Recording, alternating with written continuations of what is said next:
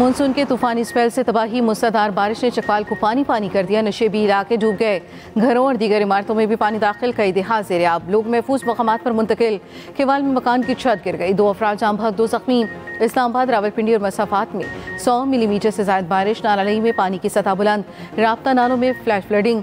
नशेबी इलाके ज़ेर-ए-आब। जड़ावाला, ओकाड़ा और साहिवाल में भी बादल जमकर बरसे। लाहौर समेत पंजाब के बेशतर शहरों में काली घटाएं। महकमा मौसमियात की जानिब से आज शदीद बारिश का अलर्ट जारी।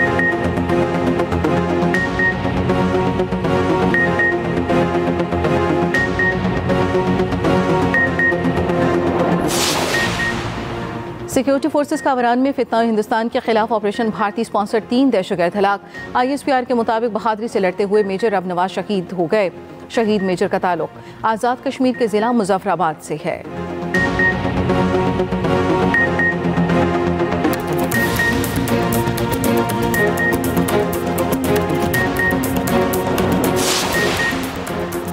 बलूचिस्तान में भारतीय प्रॉक्सीज का फिर बुज़दिलाना वार। कल्लात में बस पर फायरिंग। कवालों समेत 3 मुसाफिर जाम बहक, 12 जख्मी।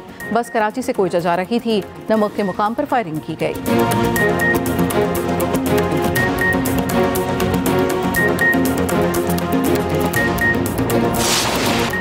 रियासत मुखालिफ सोशल मीडिया सरगर्मियों का इल्जाम। National cyber crime investigation agency ने अलीमा खान को तलब कर लिया।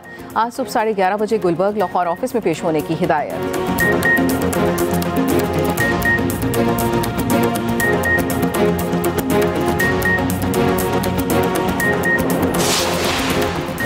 और भारतीय वज़ीर खेल का क्रिकेट और हॉकी इवेंट्स में पाक भारत मैच के लिए ग्रीन सिग्नल। कहा, पाकिस्तान के साथ किसी भी इंटरनेशनल मुकाबले में खेलने में कोई मसला नहीं। हतमी फैसला भारत सरकार को ही करना। बरतानिया ने पाकिस्तानी परवाज़ों पर आयद पाबंदी हटा दी। तमाम एयरलाइंस को परवाज़ें चलाने की इजाज़त। पाकिस्तान बरतानवी एयर सेफ्टी लिस्ट से खारिज। बरतानवी हाई कमीशन का कहना है पाकिस्तानी एयरलाइंस अब बरतानिया के लिए परवाज़ों के लिए दरख्वास्त दे सकती हैं। एयरलाइंस को परवाज़ों के लिए बरतानवी एविएशन से इजाज़तनामा हासिल करना होगा। वज़ीर आज़म शहबाज शरीफ का इजहार तशक्कुर। कहा, PTI के वज़ीर के गैर जिम्मेदाराना बयान ने पाकिस्तानी साख को बेइंतहा नुकसान पहुँचाया। वज़ीर आज़म से वज़ीर एविएशन ख्वाजा आसिफ की मुलाकात। शहबाज शरीफ ने वज़ीर हवाबाजी और उनकी टीम की काविशों को सराहा।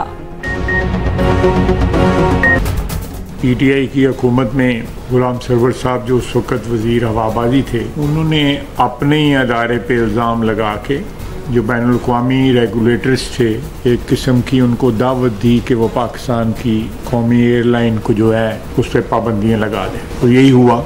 ये एक मैं समझता हूँ कि क्राइम अगेंस्ट द स्टेट था।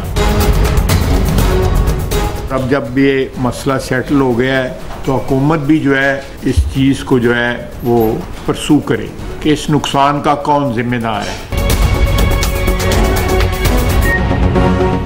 बानी पीछे और गुलाम सरवर ने मिलकर PIA को कब्रिस्तान बनाया। किसी को क्लीन चिट नहीं मिलेगी। गुलाम सरवर की तकरीर ही उन्हें मुजरिम साबित करने के लिए काफ़ी है। वज़ीर हवाबाजी ख्वाजा आसिफ के इस्लामाबाद में न्यूज़ कॉन्फ्रेंस। कहा, गुलाम सरवर ने आलमी इदारों को पाबंदी लगाने की दावत दी। गुलाम सरवर ने रियासत के खिलाफ जुर्म किया। मुल्क को नुकसान की जिम्मेदारी बानी PTI पर आयद होती है। PTI हुकूमत के फैसले से अरबों रुपए का नुकसान हुआ। कौमी एयरलाइन पर पाबंदी से कौमी वक़ार मजरूह हुआ। पता चलना चाहिए हुकूमत को होने वाले नुकसान का जिम्मेदार कौन है। पाबंदी खत्म होने से PIA की निजकारी में भी वैल्यू बढ़ेगी। हमारी कोशिश है न्यूयॉर्क के लिए भी परवाजें शुरू हों।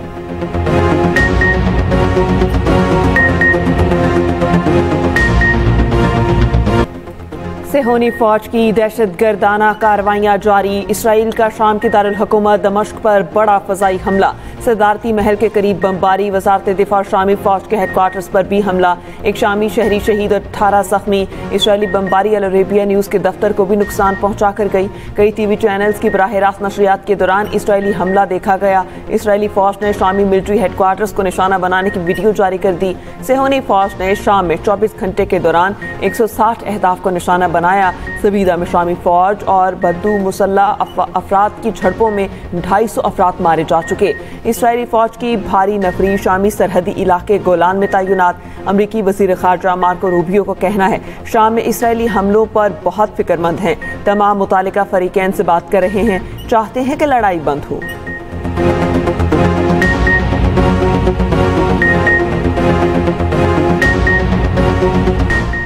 अक़वाम मुत्तहिदा में मशरिक़ वुस्ता की सूरत हाल पर इजलास, पाकिस्तान का गज़ा में इंसानी इमदाद के लिए फौरी रसाई देने का मुतालबा। अक़वाम मुत्तहिदा में पाकिस्तान के मुस्तकिल मंदूब आसिम इफ्तिखार ने खिताब में कहा, आलमी बरादरी को फौरी तौर पर गज़ा की सूरत हाल पर किरदार अदा करना होगा। फ़लस्तीनी कैदियों की फौरी रिहाई अमल में लाई जाए। हर वजारत की कारकर्दगी का हर 2 माह बाद जायजा लेंगे। खराबियां दूर करने की कोशिश के साथ जो तादीबी कार्रवाई होगी वो करेंगे। किसी भी तादीबी कार्रवाई से पीछे नहीं हटूंगा। वज़ीर आज़म शहबाज शरीफ ने साफ साफ बता दिया। विफाकी काबीना के इजलास का खिताब में कहा, तमाम वजारतें अवाम को डिलीवर करें। वज़ीर आज़म का हालिया बारिशों से कीमती जानों के ज़िया पर इज़हार अफसोस। कहा, सानेहा सवाद जैसे वाक़े से सबक सीखें और बचने के लिए इक़दाम करें। बारिशों का सिलसिला ख़त्म होने पर 4 सूबों का इजलास बुलाएंगे। बारिशों में NDMA ने बेहतरीन काम किया। विफाकी काबीना ने EOBI पेंशन में 15% इजाफे की मंजूरी दे दी। कैंसर, दिल के अमराज और जिंदगी बचाने वाली अद्वियात की दरामद पर 5 साला इस्तिस्ना की मंजूरी।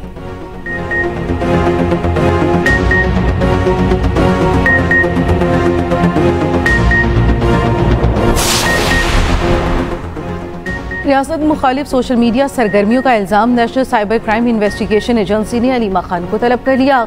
आज सुबह 11:30 बजे गुलबर्ग लाहौर ऑफिस में पेश होने की हिदायत। दूसरी जानिब तोशाखाना 2 केस की आज अडयाला जेल में समाअत मनसूख। बानी पीछाई के वकील को अदालती अमले बाज़ाब्ता आगाह करेंगे। केस की समाअत आज जुडिशल कॉम्प्लेक्स इस्लामाबाद में होगी।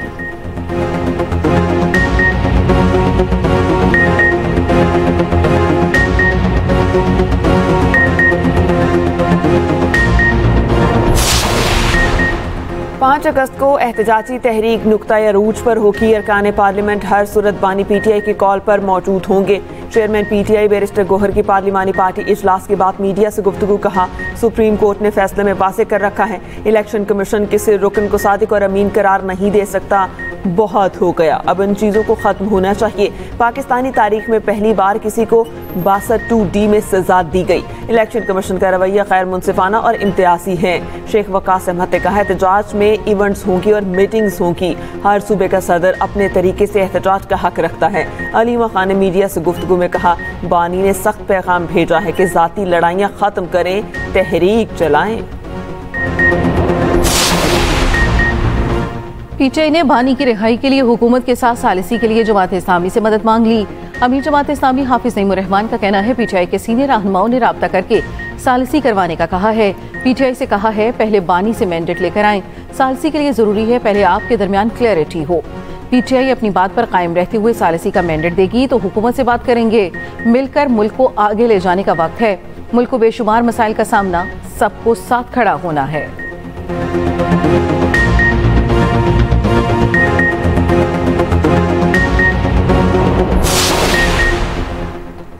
गवर्नर KP फैसल करीम कुंडी का कहना है, जिस दिन अपोजिशन जमातों के पास एक रुकन भी ज्यादा हुआ उस दिन अदम एतमाद ला सकते हैं। गवर्नर राज लगाने का हमारा कोई इरादा नहीं, उन्हें सियासी शहीद नहीं बनाएंगे। तहरीक अदम एतमाद लाना जमहूरी हक है, हॉर्स ट्रेडिंग रोकना हुकूमत की जिम्मेदारी है।